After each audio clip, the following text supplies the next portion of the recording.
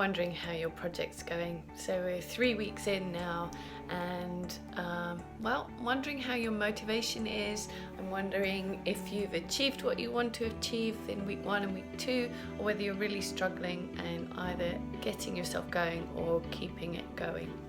So what to do about motivation? Well, the first thing to think about is how rubbish it is and how much time you waste resisting something. So for example, if I have to clean the bathrooms, I'm like, oh, I don't want to do it. And then I time myself. So when I do it, I time myself to see how long it actually takes. And it never takes as long as I want to. I know this isn't a project, this is just something I have to do. But when then next time I say to myself, well, it only took you 5 minutes to do that, or it only took you 10 minutes to do that.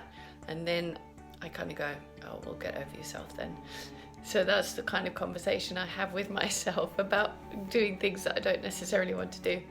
One of the projects that I have at the moment for lockdown is it's using a foam roller on my muscles because they're a bit painful, and every day I promised myself I would do it every day of lockdown. I have, but I noticed I have some resistance to doing it. So sitting down and doing it, I put the foam roller right in the middle of everywhere, so it reminds me.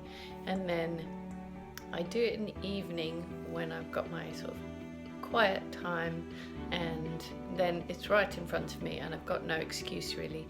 And then I actually really enjoy it every time I do it, but I notice I do have resistance to it every time. So notice if you have resistance and find some little tricks to get over your resistance. That's one thing.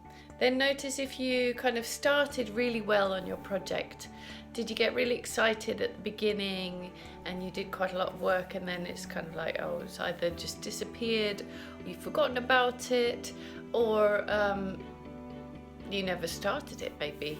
So what's that about? So if you've just kind of started really well and then forgotten about it, perhaps, do you remember at the beginning I said you need to put things in the diary, you need to have things, something like a calendar that's up so that it reminds you to do something. So you've got to keep it in a place that's right in front of your face to remind you.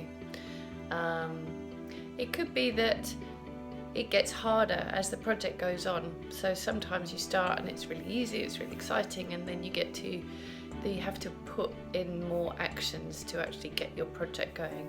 So when that happens, I always try to break down the project into smaller chunks, because it means you've got too much of a big bite in one chunk, so you need to break it down to smaller chunks again, and then go, oh well, okay, that's an added step that you need to take in your project.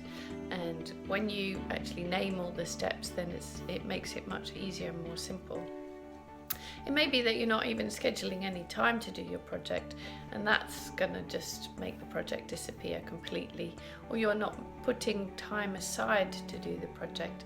You know, it's good to have the same time every day maybe, or the same time once a week, so that you can just get on with it, and it's not like you come to that day and you go, you just do it because that's what you plan to do that day.